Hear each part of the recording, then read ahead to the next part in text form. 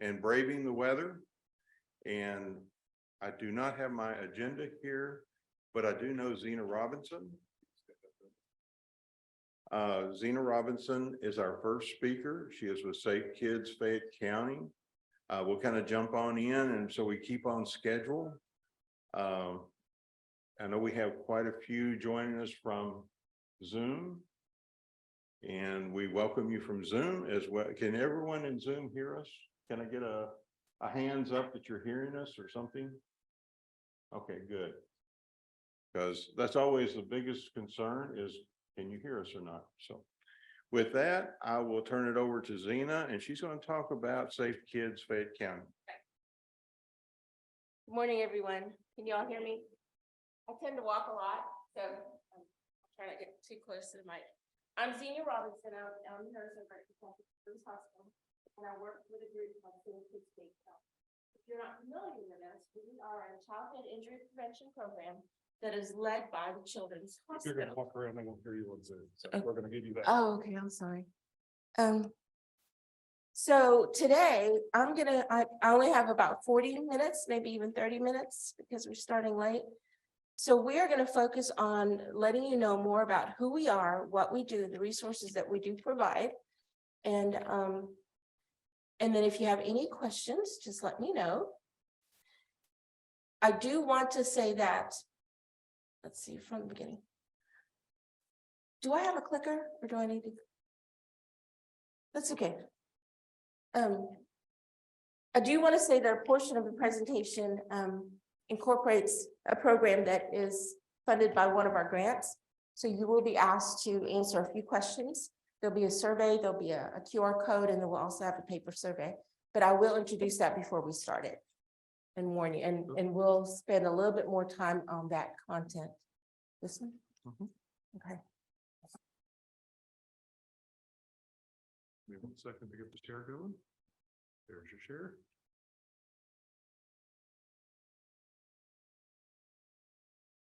Okay, if you notice, the first slide says Safe Kids or No Accident. Well, being a childhood injury prevention program, our goal is to prevent injuries to kids, which is preventable injuries are the leading cause of death to kids of all ages. If you notice the little logo, you can see the Safe Kids Fayette County logo. I have to bring this up. It is our 30th anniversary this year. So that means that we have been in Fayette County in Kentucky doing our work for over 30 years. I have not been with Safe Kids that long, but our coordinator, Sherry Hannon, she's here. She's gonna wait. She's been here. She's been 23 years, and I followed a little bit after that. So you'll be hearing about some of our celebrations, and anybody's welcome to come and help us recognize all the good work that Safe Kids, our partners and our members are doing. So whenever we do a presentation, we like to start out with this video, and it kind of sets the stage for who we are and what. It's one of the coolest things about kids, the unknown, the potential, the chance to do or become whatever they can imagine. But what if something happens during childhood that stops them from reaching that potential? Did you know that preventable injuries are the #1 killer of children in the United States? And around the world, 1 child dies from a preventable injury every 30 seconds. But the important thing to remember about preventable injuries is that they're preventable. We can do something to stop them. Things to make sure kids get the chance to be creative and play. The chance to take chances and explore. The chance to fall down and get back up. Help us give your kid, and every kid, the chance to grow up, reach their potential, and become whatever they can imagine. Learn how at safekids.org. So that is what we do. And why does it matter? Because the kids can grow up to be whoever they want to be.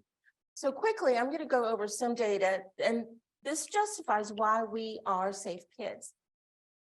You can't see that, can you? Sorry. There we go.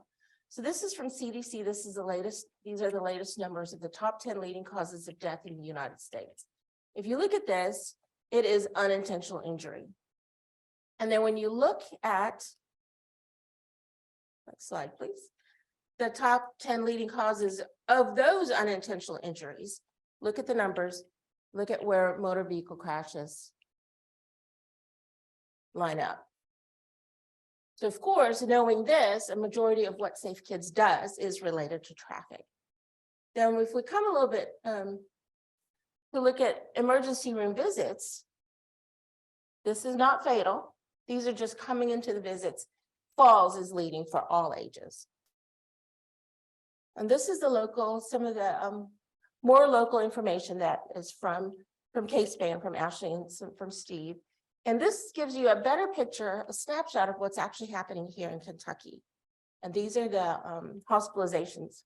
And as you can see, motor vehicles are still up there, but then look and see what's happening for those that are under age 17. You've got drug poisoning. So you've got some issues with that, as well as child and adult abuse. So we look at all this data, all these numbers, and that's how we determine the type of programming that we implement. The next set of data is going to represent the numbers that was collected by the UK trauma program over at the University of Kentucky. And this is complete numbers as of last week, between January 1st and December 31st of 22. The first table will show us what the top 10 leading causes of injury was in 2022, traffic-related injuries, and then some other information. So let's look at this. Out of 904 cases, the number one cause of injury, childhood injury for children 18 and under, was falls. And then you could see all the others that fall right under it. And then if we look at table number 2, let's look at those traffic-related injuries. Remember, that was one of the leading causes of injuries and death. Look at what the numbers show. Motor vehicle crashes. And then we are in Kentucky, you've got the ATVs. I do have a disclaimer about these numbers. These are numbers that were collected as of a couple of weeks ago. Now, as records come in and completed and verified, some of these numbers will change. So, but this is a general idea. Does anybody have any questions? Okay, good. So remember, Safe Kids is data-driven, the programs we do. I think I've already told you all about this. We were established in 1993, part of a worldwide network. Locally, we are led by the Children's Hospital. So another information, here in the state of Kentucky, there are 3 other coalitions other than us. I think Louisville may have been here a little longer than us here, is that right? And then the other 2 are a little bit newer. So how do we do it? We're definitely data-driven. We look at the numbers. We look and see what's happening. What is injuring our kids? What's sending our kids to the hospital? What's causing them to die? And then we develop those programs and then we implement them. These are the 3 major categories: road safety, home safety, and safe while they're at school and at play. So yes, we are data-driven, and we also rely on grant funds. That's how we are funded. Sherry and I are employed by the University of Kentucky, and we are the only ones that are paid. Everyone else that's a part of the coalition that are members and partners, we rely from the community. So it's a coalition, a true coalition. We collaborate with all kinds of folks from different agencies, organizations, first responders, researchers, childcare providers, healthcare providers, and anybody. So currently, our current funded programs are Cleaning Product Safety Grant, and that is what we're going to focus on later at the end of the presentation. Our Buckle Up program, which is huge. That means anything that is pertaining to motor vehicles or traffic. That would include car seats, booster seats, that kind of stuff. Our ATV safety program, that's huge. We have some really exciting new partners that we're working with. And then our Impact Teen Driver Safety Program. This is really good because what this program does is it helps us work with current drivers and potential drivers so that they can be more responsible drivers and make good decisions so they're safe while they're out on the road. And then, of course, our booster seat education grants. So these are grants that we have funded currently. We have 2 grants that we've already submitted. We're waiting for notification whether we received or not. The Partners for Youth grant, it is through Partners for Youth, which is based out of Lexington, and we will use that to fund our Safe Kids Day. And then our Safe Sleep grant through Safe Kids, where we implement programming to help promote safe sleep environments to kids. A new thing that we're trying this year is a grant through the UK Hospital Auxiliary Department. And this is something new that we've never done before. Normally, Safe Kids is an outreach program. We provide services and safety devices for those out in the community. This grant is going to focus on providing safety devices for patients, inpatients, and those that are discharged from the emergency room, such as car seats, gun locks, booster seats, cribs, and medication lockbox bags, because we need to buy some more of those. So ongoing, we do regularly on a monthly basis, we do these car seat inspection stations where we check car seats and we teach parents and caregivers how to transport their children safely.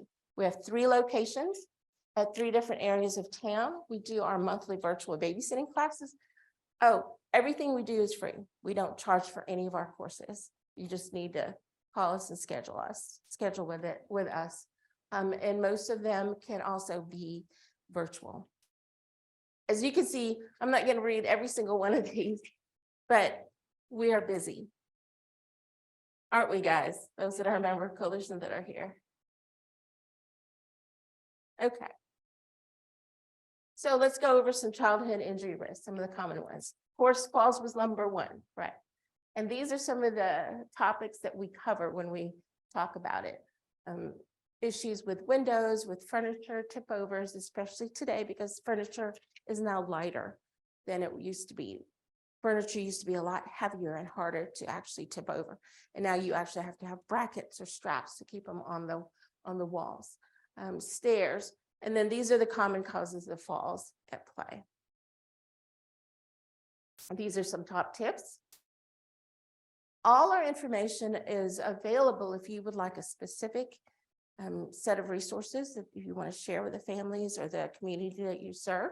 We have tip sheets, we have all kinds of trainings, so just let us know. TV tip overs was what used to be a new emerging risk areas because TVs, those of you that are my age, used to be a lot bigger and they're lower and stationary or even part of a cabinet, but now they're getting smaller, not smaller, they're getting lighter and less expensive, the flat screens. So when those started being more affordable, they saw an uptick of children in emergency rooms that were getting injured or even killed related to this that we didn't see 10, 20 years ago. So that was an emerging risk area. Then of course at play, concerns about children safe while they're at play has always been existent. So we do have a playground safety program. And then of course outdoors, and we cover anything and everything from not just playgrounds, but even with hydration and keeping kids protected from dog bites, making sure they're dressed for the weather. And then of course, home fires. I have a few slides about home fires because this is one of the leading threats. I know not just nationwide, but also here in Kentucky. Cooking is the leading cause of home fires.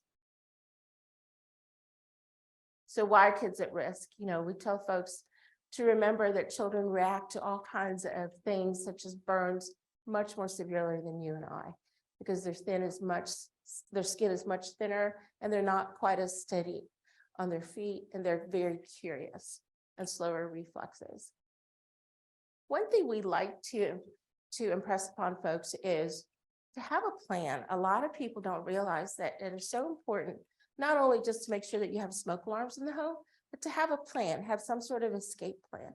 And I hope everybody here has a plan, that you do have a smoke alarm. Smoke alarms should be on every floor of each of your home and one in each sleeping area.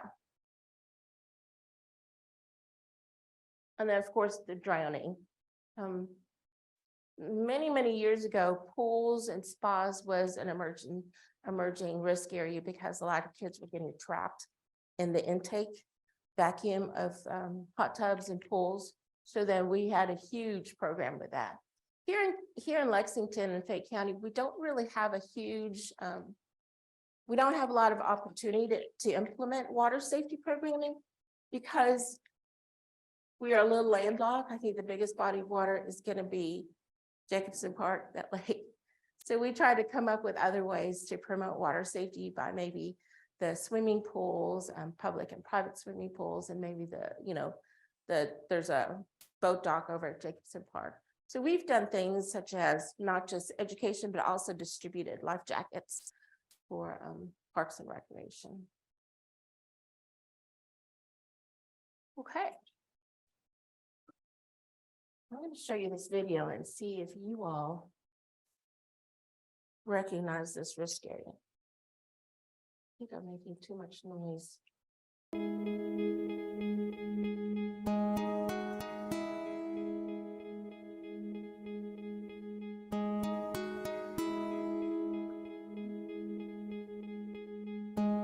There's a small item in your home the size of a nickel that could cause big problems for your child.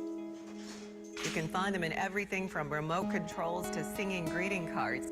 More than 80 kids nationwide are permanently damaged from their injuries. Carla says her 1-year-old was playing with a remote.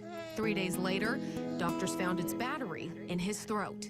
10 surgeries, 100 x-rays, and 9 weeks in the ICU later. Emmett sounds like this.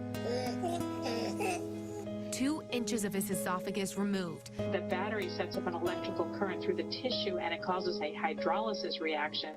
Here we have the bathroom scale down on the floor, ready for those kiddos to play with, real easy.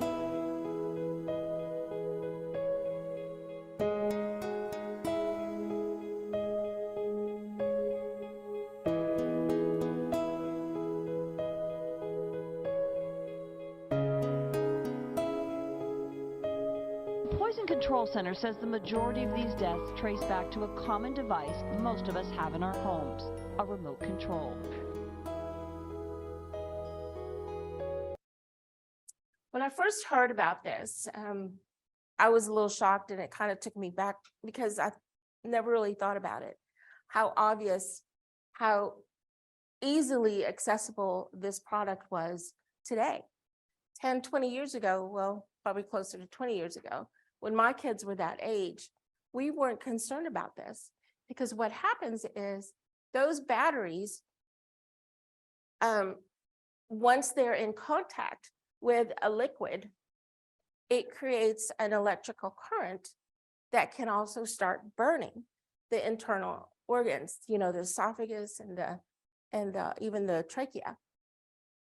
And the sad thing about it is it's not always noticeable, especially if the parent or caregiver has not witnessed the child swallowing that.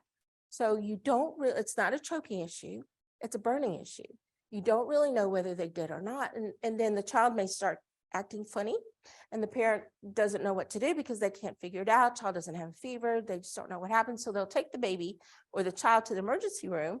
And, of course, they ask questions, and then maybe someone thinks, well, maybe they swallowed something, they ate something, they ingested something, let's take an x-ray. When they take the x-ray, they don't actually see the image of the battery. They see a shape, a shadow. And so they might mistake it for a coin. And the error there could be, oh, they'll just pass it. And that's kind of scary because once they start burning, that electrical current starts burning inside, it'll continue to burn even if they do decide to go in to try to remove it. So that is why this is such a important risk area that we need to remember to put these products away so the kids don't get a hold of them. Now, kids are curious, right? How many of you have seen children being given phones or key fobs just to keep them busy, act as pacifiers? And did you notice in the video, there was one about a little kid that was peeling. It was a book, kind of a book or a card. It has little batteries. Those are in there too. There's, of course, the choking issue that's been around for years, But other than the choking issue, some of the emerging issues are going to be these. Many of you may have heard about the problems with the magnet toys, little magnets that might come out of some of the toys. What they'll do is some of them are so powerful, very, very magnetic, that when the child swallows it, it could get caught in their intestinal system and cause blockage. And it just kind of messes up in there. And, you know, you don't think about that little object being an issue, but it really truly is. And can you think of all kinds of toys and objects that would have those little batteries? Another thing would be with the batteries are the fake piercings. That's gotten to be a little popular because they do have that powerful magnet that can be easily swallowed by a child. I don't know how many of you have heard about the water beads. That's another thing. What the product itself, that technology or that object has been around for a while. It's designed to absorb liquid. Well, what's happened is it started to be used not only as a toy, but also as a sensory tool, kind of help kids that might have autism, kind of, you know, help them develop their fine and gross motor skills with their hands. And it is super absorbent. So what happens when they swallow it? It expands tremendously. And there are still some products that are in it that we don't really know that could also be toxic. So that's an emerging issue. Then, of course, vaping. I think we've all heard about vaping. It's not so much the product that they're inhaling as a teenager because they're experimenting, but it is the concentrated that liquid that's used. It can be it smells really delicious. It comes in different scents and it's very concentrated, so it does become a poison. So these are some of the emerging issues that we're trying to address now. I don't know how many of you know this, but it is illegal to sell items that have been recalled or expired. So the Consumer Product Safety Commission did release a set of guidelines that regulate that. We do recommend that folks register their products, especially if it's for juveniles, and then be aware of certain things that might have been recalled. Firearms is huge. I don't know if you all have noticed, but just within the past 10 years, even 5 years, the number of children that have been killed or injured related to firearms has just skyrocketed. So what are we doing about it?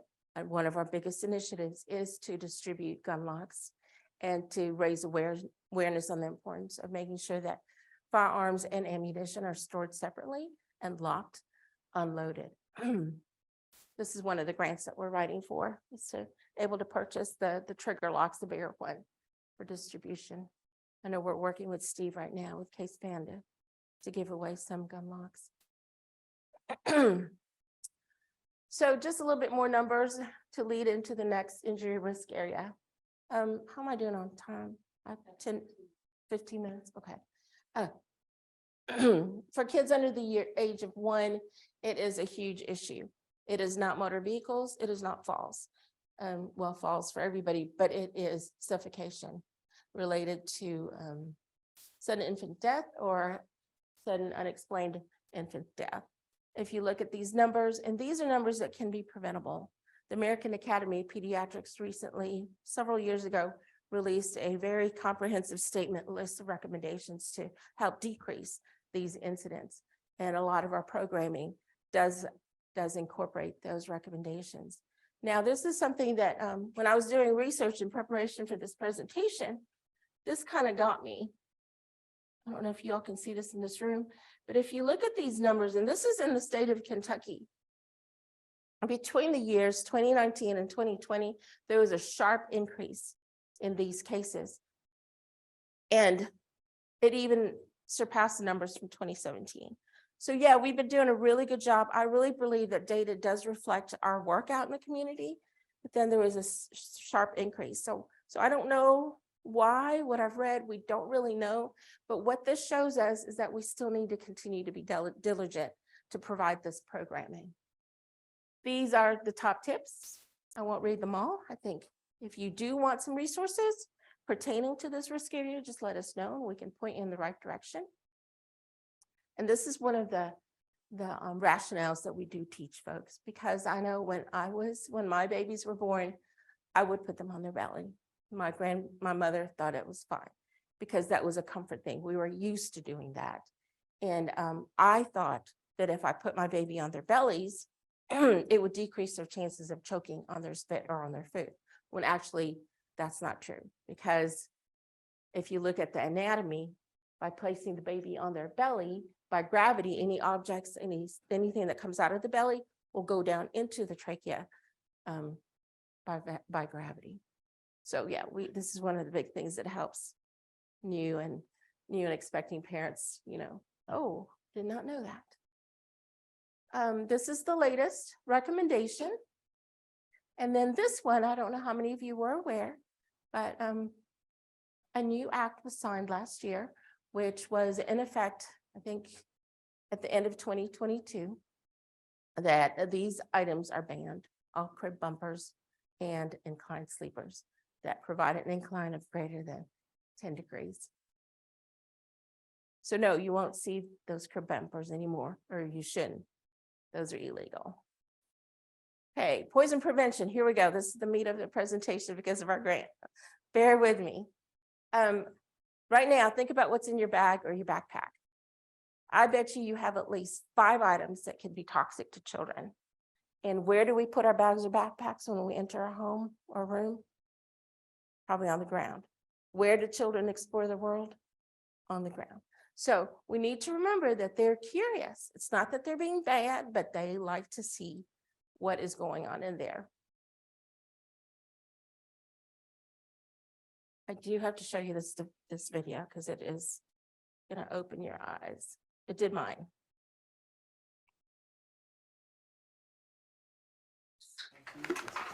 Look it. This 4-year-old just opened a bottle of cough syrup. I did it. Potentially lethal.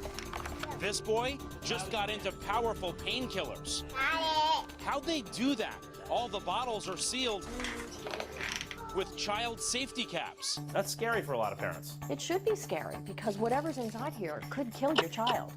Kate Carr is with the watchdog group Safe Kids and says these caps may be part of a bigger problem.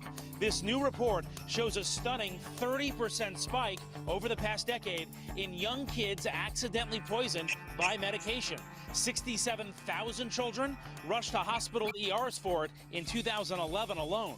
I'm looking at these bottles, pink liquid, gummy candies. I mean, this is enticing to a child. They think it's great. It's like candy. So they're going to swallow it and they're going to go after more. And you're about to see just how fast it can happen. We invited this group of 4-year-olds to a play date. Then we bought several medications, from ibuprofen to acetaminophen, cough syrup to iron pills, and prescription antibiotics. We also bought toxic drain and floor cleaners. If swallowed by a child, all these products can be poisonous, even deadly. That's why they come with child-resistant safety caps. Before our test, we dumped everything out. We even cleaned and sanitized the bottles, so nothing was left behind. Back at the playdate, with their parents looking on, we get started. We want to see how quickly you can open these bottles. 1, 2, 3, go. Within 3 seconds, watch. You got it that fast? Francesca pops the safety cap on ibuprofen, according to Safe Kids, the #1 drug kids get into. About a minute later, she opens another bottle of acetaminophen, #3 on the list. You opened that one too? Yes. Was that easy to open? Yes. The boys are doing it too. Mark here opens the cough syrup and those dangerous painkillers. Remember, this could be poison for a child. Yet there's Braden opening bottles, no problem at all. Easy. In fact, every single child in our group opened at least 1 bottle. Olivia opened 2 within minutes. How do you open that? I did it all by myself. Really fast. I am really fast because I'm a big girl. Her mom watched in horror. I was frightened. You buy these items expecting them to be childproof, and my little 4-year-old sat there and opened it. one after the other after the other. Very easily. What you may not know, under federal law, these caps don't have to be child-proof, just child-resistant. Are the regulations tight enough? I think they are. We don't want to make it impossible to open something. What we want to make sure is that kids can't get to medicine. She says it comes down to us as adults. We leave medication in our bags, on counters, as a reminder to take them. But that can also make them easily accessible to small kids. For Francesca's dad, our playdate was a wake-up call. Okay, we're gonna move on. So basically, is anything truly childproof? Not really. We use the term quite freely because, you know, we like to say that we want to childproof our home. We want to childproof our cabinets. We want to make sure that kids can't get into them. But in the real world, kids are so curious. They will try anything and everything they can to get into something. They will climb furniture. They will use their fingers. My kids got into it. Even, real quickly, even my kids' cats used to be able to get into cabinets. They had to put cabinet latches in them. So nothing is truly childproof. So our job is to make sure that they don't have access to it. Make sure they're locked up far away, that they cannot reach, and that they don't see you locking it up out of their reach. So medication, these are some very basic things to remember to keep kids safe from medications. Make sure that you're giving it to the right child, the right medication, the right dose, the right time, and set reminders. Very quickly, out of A, B, C, D, and E, which do you think is the correct dosing device? How many say A? How many say B? Might be a little tricky. How many say C? How about D? How about E? Okay, definitely not A and E. Kind of a trick question because the true question, the correct answer is the dosing device that came with that medication. Now, some medications may not come with one. So we tell parents and caregivers to contact the pharmacy and they will tell you which one would be best. And I have 5 minutes, so I'm gonna have to move on.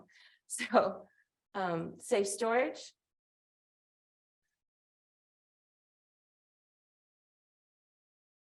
Please keep items like this locked away. This has been a very common trend. Maybe if you never have children, but children are going to see this, it's going to be appealing. It smells good. They're going to think it's candy. Personal care products might also have some toxic materials that could hurt a child if they're curious. If you look at these items, this is what we call lookalikes. There's so many things that may be harmless if a child ingests it or touches it, but it can also be harmful. You and I know the differences, but when a child sees these items, they may not. Because the packaging looks familiar, the colors look familiar.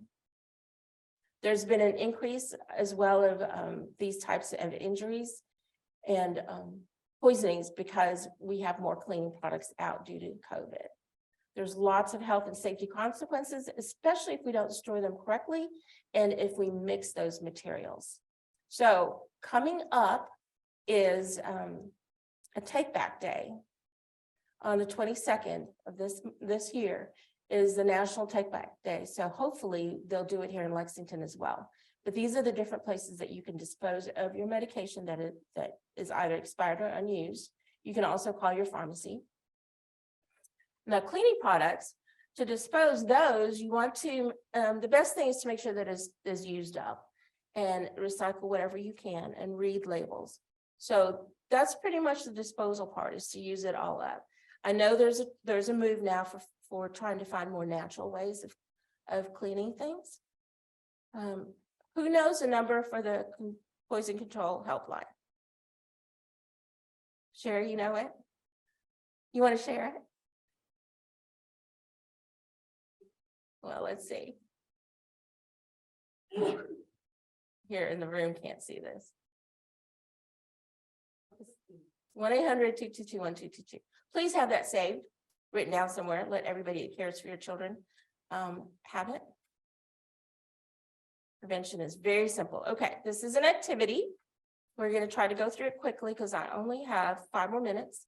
And Steve might be a little lenient with me. Bill, I'm sorry, I'm taking some of your time.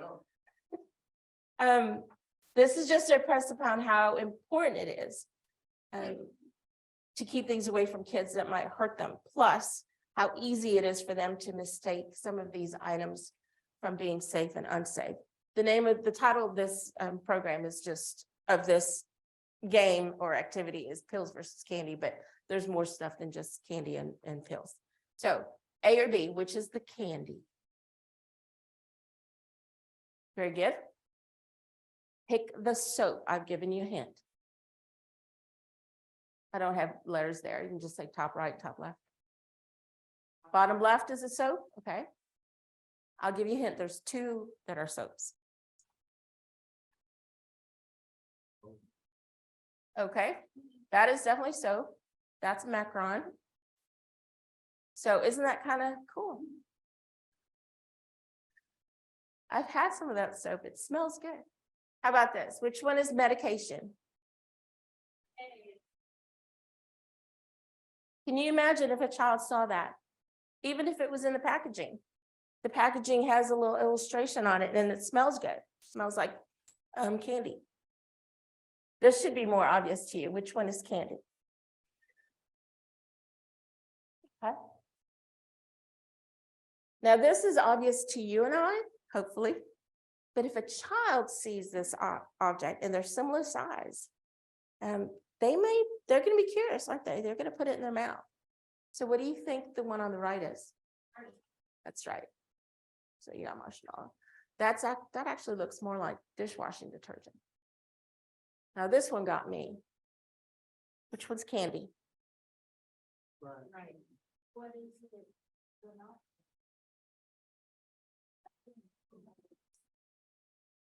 Yep. Yeah, you can make your own bath salts. There's a recipe on Etsy or Pinterest. Which one's medicine? Considered medicine.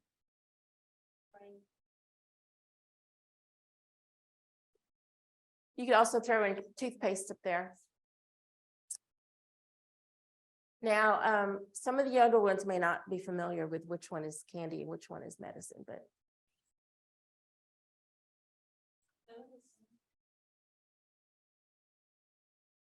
oh. This is a fun one. There's two that's candy, and the others are not candy.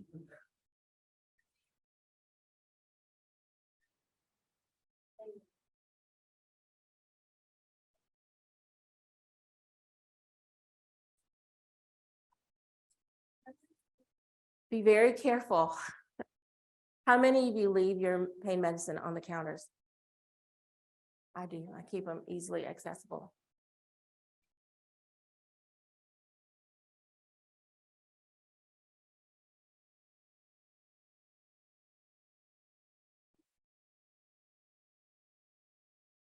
Sorry, I'm rushing through these. Okay, this is the pièce de résistance. This is my favorite slide. Tell me which one's chocolate, real chocolate. Yeah, you got it. If a child were to get a hold of the laxative, you're in big trouble. Okay, everybody, this is the time. Hopefully, if you would like to, you can scan the code or do I need to scoot it over? Yeah. And Sherry has a paper copy that you can fill out at your leisure. If you do decide to scan the code, it will ask you for the coalition number. Our coalition number is 23171, and then the state is Kentucky. I'll leave this up for just a little bit.